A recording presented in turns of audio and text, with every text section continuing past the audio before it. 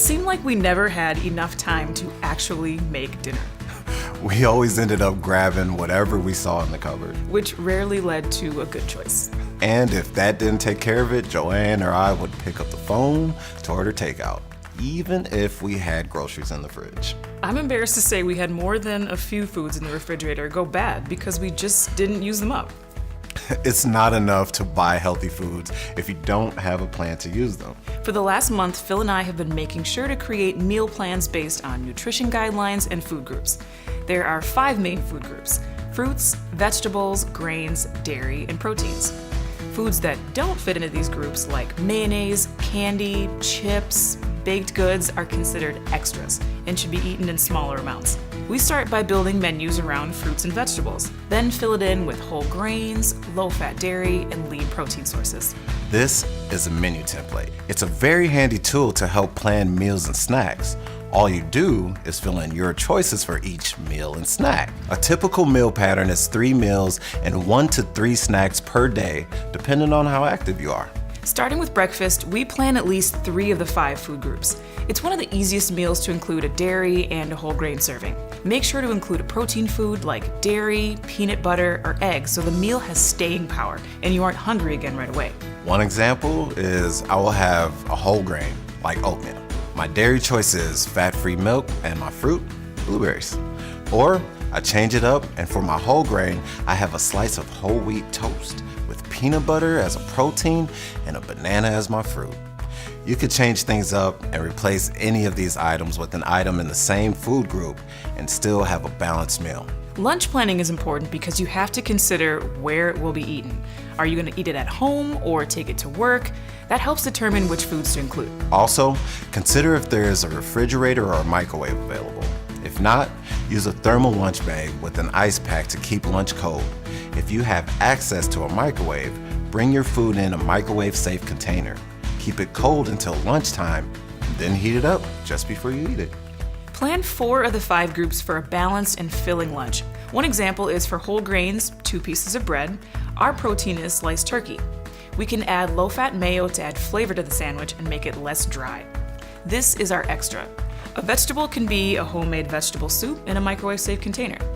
Or another way to add vegetables is to add leafy greens and tomato slices to the sandwich. This may not count as a whole vegetable serving, but at least it's adding some vegetables. And finally, a dairy serving of yogurt. Since we know that making dinner at home is better for us than eating out, we are trying harder to cook more at home. We share the cooking and cleanup chores.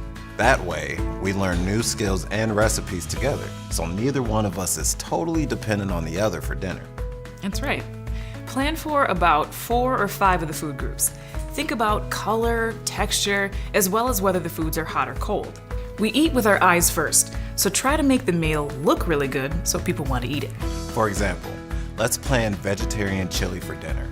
A cold vegetable could be a side salad of leafy greens with cut up raw vegetables like carrots or cauliflower or whatever's in season. And the low-fat salad dressing is the extra. The chili itself is also full of vegetables. Tomatoes, onions, garlic, peppers, carrots, and celery are commonly found in chili recipes. We have kidney beans and pinto beans for the protein group. They are a good non-meat source of protein. The grain serving can be a hearty whole grain bread. A fruit, cubed mixed fresh fruit, and dairy, fat-free milk. Notice how the cold fruit and vegetables add color and crunch to the meal. There are both hot and cold foods, making the meal more interesting. If it will be more than 4 to 5 hours between meals, you should plan for 1 or 2 food groups for a snack. A good example is 1 food, an apple. 2 foods could be celery sticks and peanut butter. Using this method of meal planning can help with grocery shopping, saving time and money, and reducing waste. Make sure to prepare a complete grocery list before you go to the store. When you're there, shop the sales and stock up on extra items like meat when it's on sale, but make a plan to use it up or freeze it. Since most of our dishes are homemade instead of using processed foods, it's both an economical and a healthier way to eat. And when it comes to protein, don't just rely on meat. Look at our vegetarian chili. It uses kidney beans and pinto beans for protein instead of meat. Try using other plant-based proteins like seeds or nuts. They're a healthier source of fats, protein, and iron, and usually less expensive than animal sources of protein. Try store brands. They taste as good and have the same nutritional value. Unless they're on sale, name brands can be much more expensive. Some of the best information to help make wise shopping choices is actually found right in the grocery store itself. Use label and shelf information, read the nutrition facts label and the ingredients list on packaged foods. Compare the amount of fat, sodium, calories, and other nutrients in similar products. This can help you choose foods that have less fat, sodium, or calories and more nutrients. Use date information on packages. This will tell you how long you have to use the food items you buy. If you don't have a plan to use it within that time, you should either plan to freeze it right away or don't buy it. When you throw food away, you're wasting money. Make sure to check the expiration date as opposed to the sell-by date. The sell-by date is for the grocer, and the expiration date tells the buyer when the food product loses quality, but the food may not be spoiled yet. Try to use the product before the expiration date. If a food has mold or other growth, changes color, or has a bad smell, don't serve or eat it. When in doubt, throw it out. Pay close attention to the expiration dates on fresh meat and dairy products. They have a shorter shelf life. We already feel like we're eating better and saving money.